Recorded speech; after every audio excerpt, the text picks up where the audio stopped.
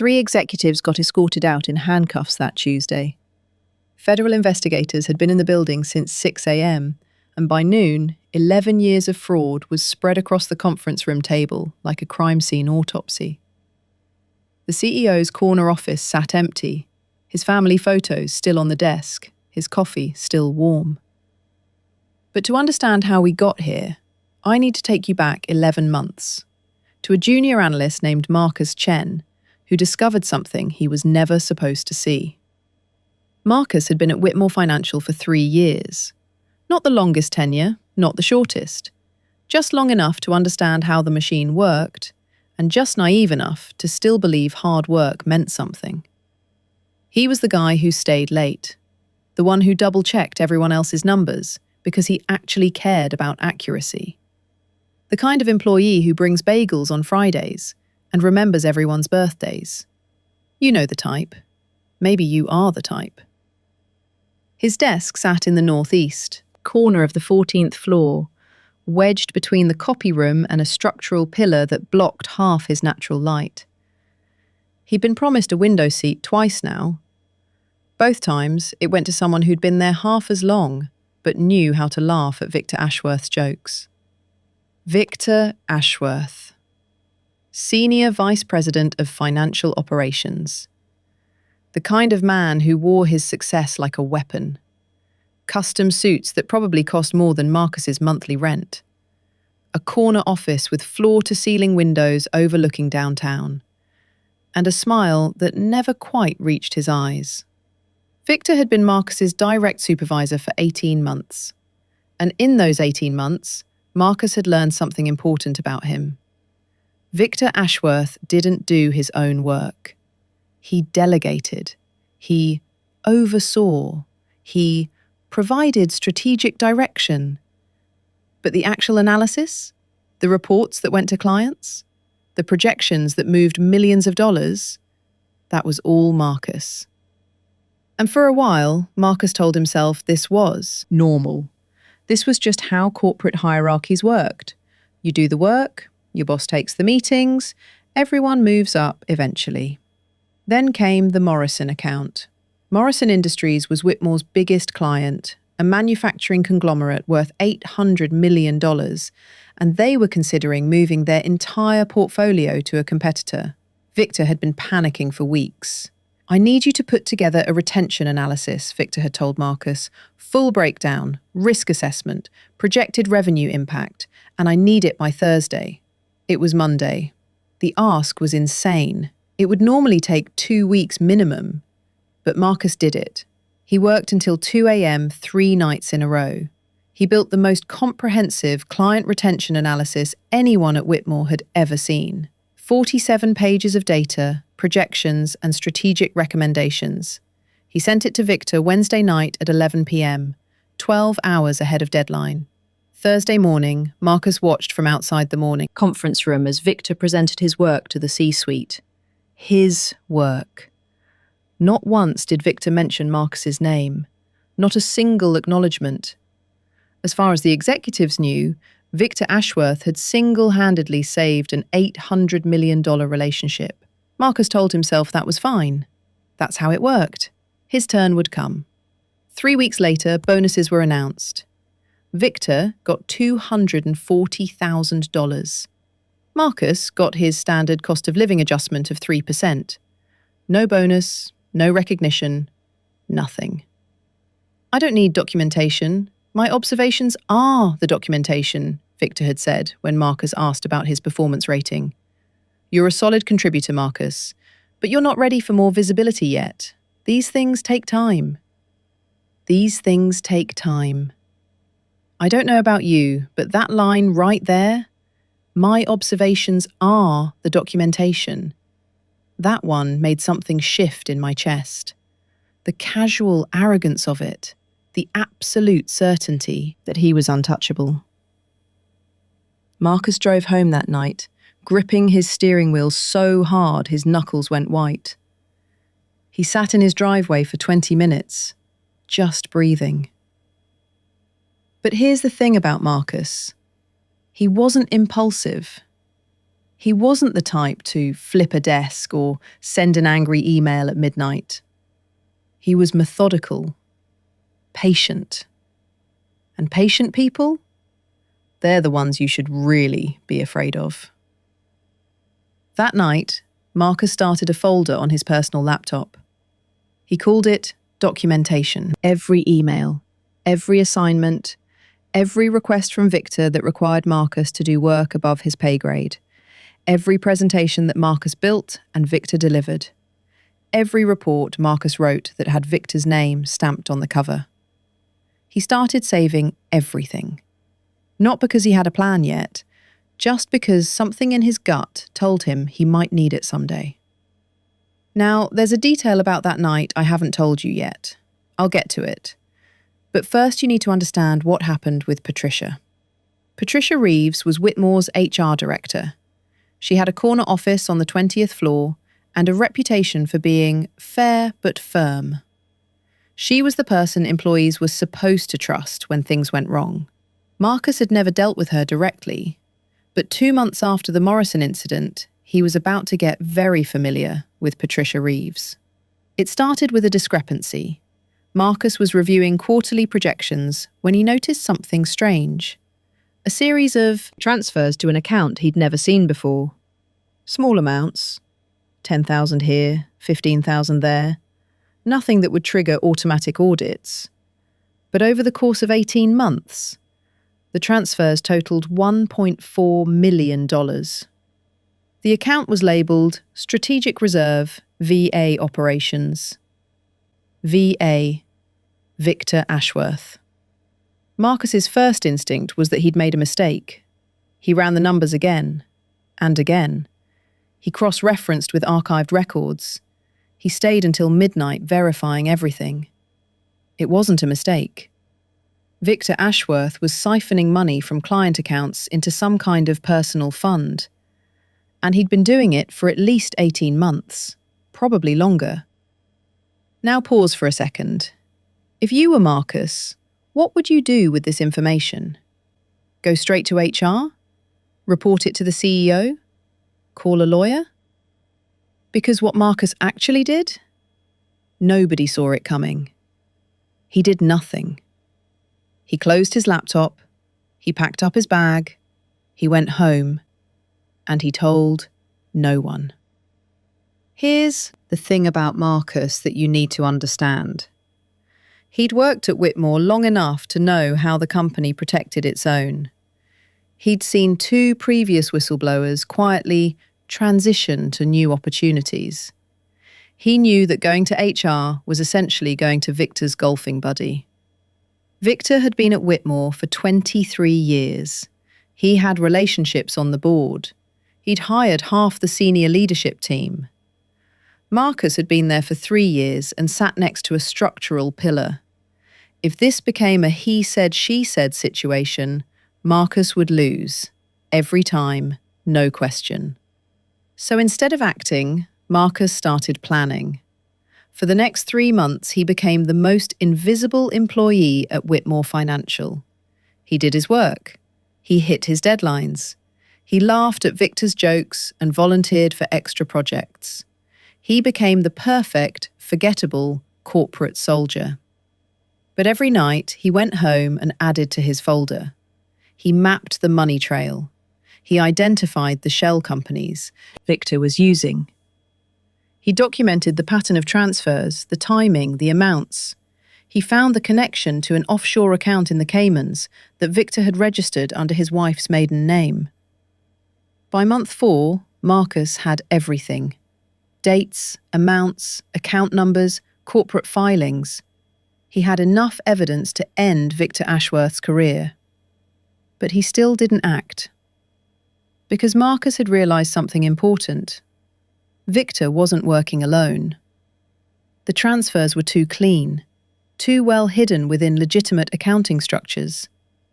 Victor was SVP of Financial Operations, but he didn't have the technical expertise to build this kind of system. Someone had helped him. Someone with access to the accounting software architecture. Someone who could make transfers look routine. Marcus needed to find out who. This is where Marcus's unremarkability became his greatest asset.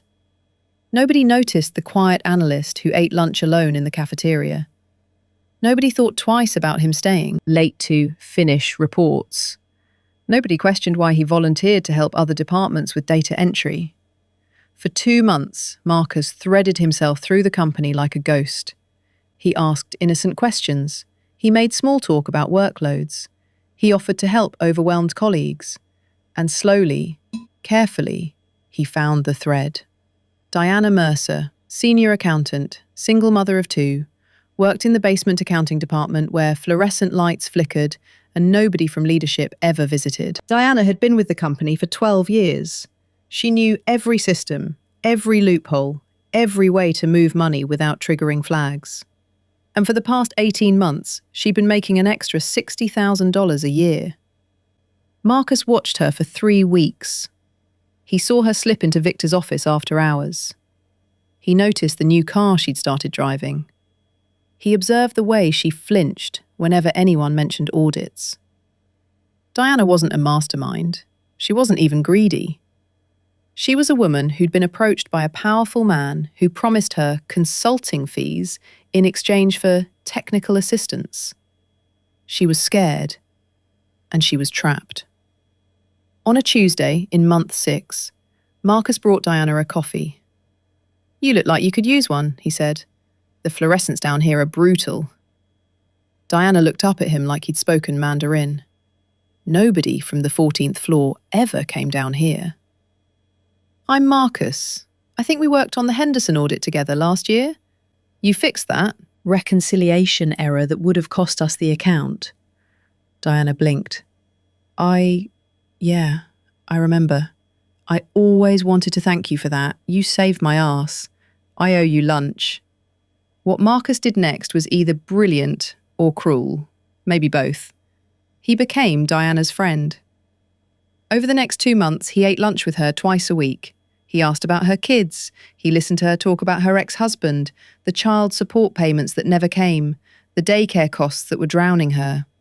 He learned that Diana had been a single mum for 4 years, that she'd taken a second job delivering groceries on weekends just to keep up with bills, that Victor had approached her at her lowest moment and offered her a way out.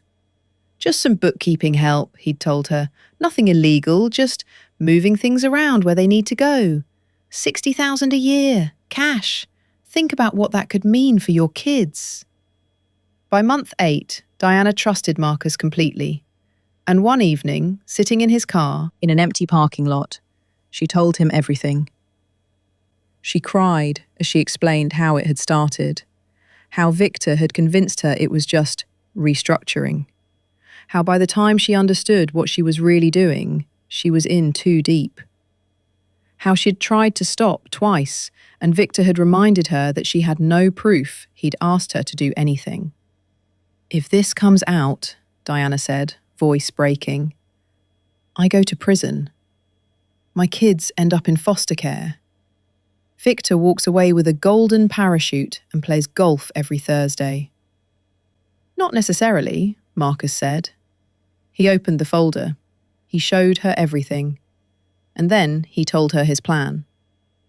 Now, what Marcus proposed to Diana, honestly, this is the part that still gives me chills. And if this is hitting different for you too, subscribe, because the stories people send me keep getting wilder. Anyway, Marcus laid out his entire strategy, and Diana just stared at him. "You want me to keep doing it?" Diana whispered. "For 3 more months," Marcus said. "But this time, you document everything. Every request Victor makes, every transfer. You create a paper trail that leads directly to him. And when this breaks open, you're not his accomplice. You're his victim who helped expose him." That's insane. "It's the only way we both walk away from this. You go to HR right now. You're a whistleblower who participated in fraud. You help me build this case. You're a cooperating witness. Prosecutors love cooperating witnesses." Diana was silent for a long time. "Why are you doing this?" she asked finally. This isn't about the money. You don't care about the money. Marcus was quiet for a moment. 3 weeks after I started, I pulled an all-nighter to fix a critical error in a client report. Victor took credit, said he'd supervised my development. I told myself that was fine, that was just how it worked. He turned to look at her. I've spent 3 years telling myself things were fine, that my turn would come, that if I just worked hard enough, eventually someone would notice. His voice hardened. Nobody notices, Diana. They just take, until you make them stop. Diana agreed. For the next 3 months, she became Marcus's inside woman. She documented every interaction with Victor. She recorded phone calls. She photographed the handwritten notes he slipped her with transfer instructions. She created a meticulous log of every request, every payment, every lie. Meanwhile, Marcus kept building his external case. He traced Victor's offshore accounts. He connected the shell companies to real estate purchases in Victor's wife's name. He found the yacht registered in Barbados, the condo in Miami, the investment properties across 3 states. Total estimated value of Victor's secret portfolio? $8.7 million. All of it funded by money that belonged to Whitmore's clients. By month 10, Marcus had a case file that would make federal prosecutors weep with joy. But he still didn't act. Because he'd discovered one more thing. One more player in this game who made everything more complicated. Patricia Reeves, the HR director. The person employees were supposed to trust. Patricia wasn't part of the embezzlement scheme, but Marcus had learned that she and Victor had been having an affair for 6 years. And 3 previous employees who had raised concerns about Victor had been quietly managed by HR. Reassigned, pressured out, made to sign NDAs and disappear. Patricia was Victor's shield, and Marcus was about to walk straight into her office. The day Marcus finally made his move was 11 months after he'd first discovered those transfers. November 17th, a Tuesday. Cool and grey, the kind of autumn morning that feels like the world is holding its breath. Marcus wore his best suit. Not expensive, but clean and sharp. He'd rehearsed what he was going to say approximately 400 times. He knew exactly which words would make Victor's blood pressure spike. He knew exactly how Patricia would try to deflect. And he knew exactly how to neutralize both of them. He arrived at 6:47 a.m., before anyone else, before the executive assistants who monitored calendars, before the early bird analysts trying to impress their bosses. He walked straight to Patricia Reeves's office and slipped an envelope under her door. Then he went to Victor Ashworth's office and did the same. Then he went to the office of Margaret Chen, CEO of Whitmore Financial, and left a third envelope with her assistant's desk, and then he sat down at his cubicle and waited. The envelopes contained identical packets, 23 pages summarizing 18 months of fraud. Account numbers, transfer records, shell company registrations. Enough evidence to send Victor to prison and sink Whitmore's reputation. And at the top of each packet was a cover letter. This documentation will be submitted to the SEC and the FBI at 5 p.m. today unless I receive written confirmation of the following. Immediate termination of Victor Ashworth with cause, full disclosure to affected clients, and protection for all cooperating witnesses, including myself and Diana Mercer. He'd given them 9 hours. Victor's office door flew open at 8:23 a.m. His face was the colour of raw meat. "Chen!" he bellowed across the floor. "My office, now!" Every head turned. Marcus stood up slowly, smoothed his tie, and walked toward Victor's office like a man with absolutely nothing to lose, because he didn't. "What the hell is this?" Victor slammed the packet onto his desk. "Is this supposed to be some kind of joke?"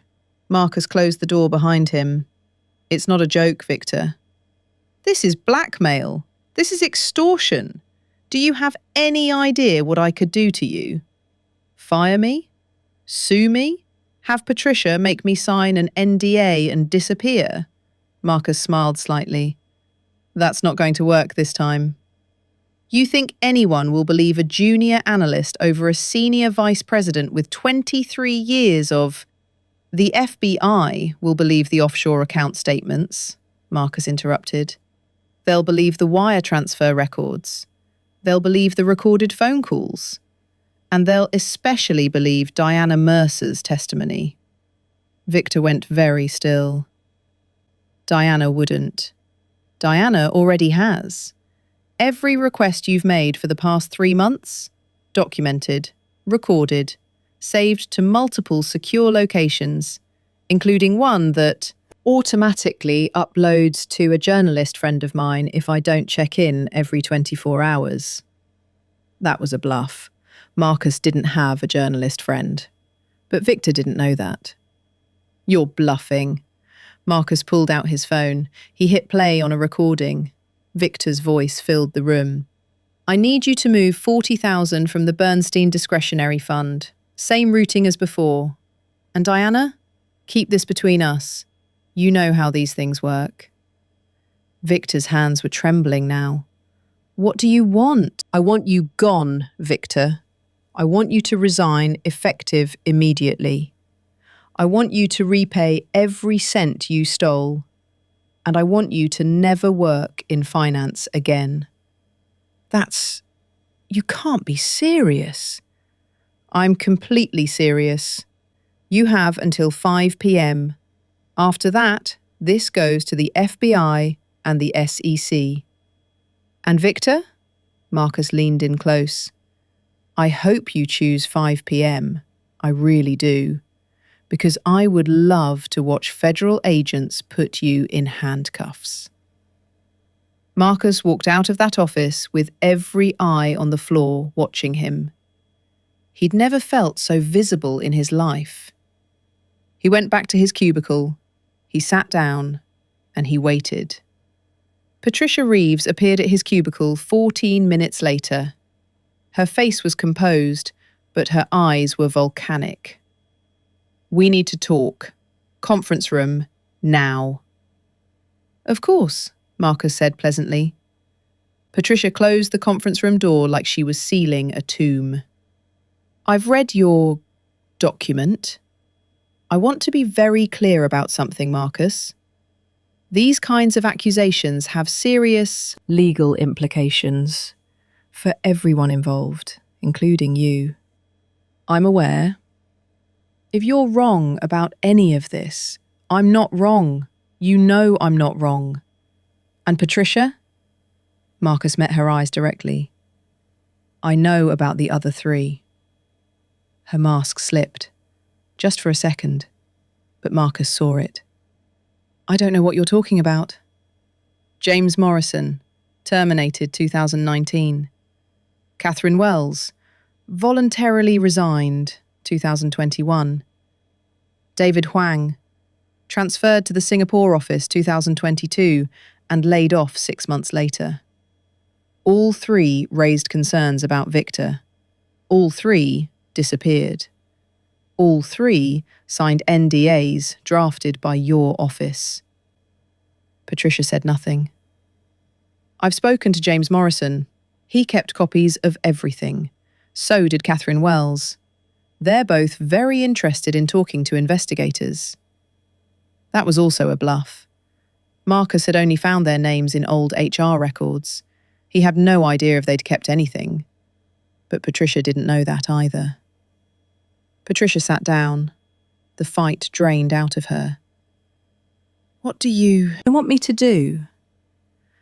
I want you to do your job, for once. Victor's resignation letter should be on Margaret's desk by noon. The board needs to be notified by 3. And Patricia, when the investigators come, and they will come, I suggest you cooperate fully. Jail time for accessory after the fact is usually pretty minimal, if you cooperate. Marcus left Patricia sitting there, staring at the conference table like it held the answers to questions she'd never wanted to ask. And just like that, it was done. Marcus had won. At least, that's what he thought. At 11:47 a.m., CEO Margaret Chen walked across the 14th floor personally. 2 security guards flanked her. Every employee froze. She stopped at Marcus's cubicle. "Mr. Chen, my office. Bring your things." Marcus felt his stomach drop. This wasn't how it was supposed to go. Had Victor gotten to her first? Was this over before it started? He grabbed his briefcase and followed her to the elevator. Margaret's office was everything Victor's wished it was. 42nd floor, windows on 3 sides. The kind of view that reminded you some people operated on an entirely different level. She sat behind her desk and gestured for Marcus to sit. "Close the door." He did. "I've spent the past 3 hours on the phone with our legal team," Margaret said. "I've also spoken with our external auditors and the chair of our board." Marcus waited. Victor Ashworth submitted his resignation 18 minutes ago, effective immediately. He's citing personal reasons. Marcus tried to control his expression. That's good. What I want to know, Mr. Chen, is why this didn't come to me 11 months ago. Would you have believed me 11 months ago? Margaret was quiet for a long moment. Honestly? No. Probably not. Then I think you have your answer. She studied him. Really studied him, like she was seeing him for the first time. You built this case on your own, documented everything, found the witnesses, created a paper trail that led exactly where it needed to go. Yes. That took patience and discipline, and frankly a level of strategic thinking that belongs somewhere other than a cubicle on 14. Mom? Margaret leaned forward. "I'm going to be honest with you, Marcus. What Victor did could sink this company. The regulatory exposure alone could cost us $50 million. The reputational damage could be worse. Our legal team is going to recommend we handle this quietly, settle with affected clients, make Victor's resignation look routine." Marcus stood up. "No." "Excuse me?" "No, absolutely not. Victor stole $8.7 million from your clients. He's been doing it for 18 months, probably longer. People like Diana Mercer are collateral damage, scared and trapped because he held all the power. If you cover this up, you're complicit. Mr. Chen, I have 37 minutes until my deadline. If I don't see this handled publicly and transparently, everything goes to the FBI. Everything. And that includes documentation of how your previous HR director helped cover up concerns about Victor 3 separate times. Margaret was silent for what felt like an eternity. "You'd really do it," she said finally. "Burn this whole place down. This place isn't worth protecting if it protects people like Victor. And what about your own career? You think you work anywhere in finance again after becoming the whistleblower who tanked Whitmore Financial?" Marcus smiled. It wasn't a happy smile. "I've worked here 3 years. I've been stolen from, overlooked, underpaid, and used as an invisible workhorse for a man who couldn't do his own job. My career here was already over. The only question is whether I like the match on my way out." Margaret leaned back. "Sit down, Marcus." He sat. "I'm going to tell you something that doesn't leave this room. Victor isn't the only problem. Our board has suspected for 2 years that something was wrong in financial operations. But Victor had too many allies, too much institutional protection. We couldn't move on him without concrete proof." She tapped Marcus's evidence folder. "You just gave us the proof." And more. Importantly, you gave us political cover. The board can't protect him now. No one can. What are you proposing? Full transparency. We report to the SEC ourselves before you do. We cooperate with any federal investigation. Victor faces criminal charges. Diana Mercer gets whistleblower protection and keeps her job. And you, she paused, you become our new VP of Financial Operations, reporting directly to me. Triple your current salary, full benefits, and a mandate to rebuild this department from the ground up. Marcus stared at her. You're offering me Victor's job. I'm offering you the chance to fix what Victor broke. You've just demonstrated more integrity and strategic capability than most of my senior leadership combined. I'd be stupid not to put that to work.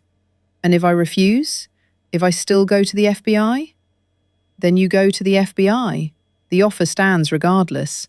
I'm not bribing you, Marcus. I'm recognizing talent that's been wasted for 3 years.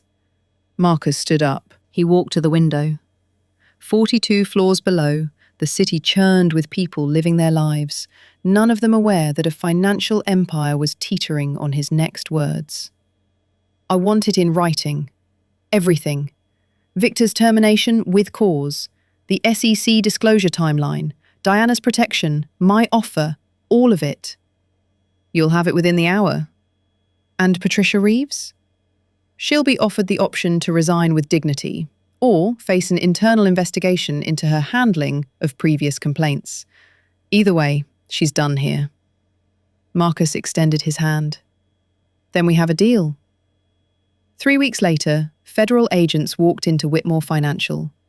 They came for Victor first. He'd been at home, probably trying to figure out how to move his remaining assets somewhere prosecutors couldn't find them. They found him in his bathrobe at 6 a.m., trying to book a one-way flight to a country without extradition treaties. The charges would eventually include wire fraud, money laundering, and theft of client funds. The total amount he'd stolen, once auditors finished their full review, not 8.7 million, 14.3 million, over 5 years. The photographs of Victor Ashworth being walked past reporters in handcuffs made the front page of the Financial Times. His yacht was seized. The Miami condo was seized. The offshore accounts were frozen. His wife filed for divorce 2 weeks later, citing irreconcilable differences, which is a polite way of saying, I didn't sign up to lose everything because you couldn't stop stealing. Patricia Reeves resigned to pursue other opportunities the same week.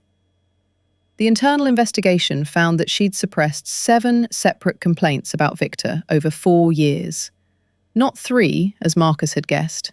7. 7 employees who'd tried to do the right thing and been silenced.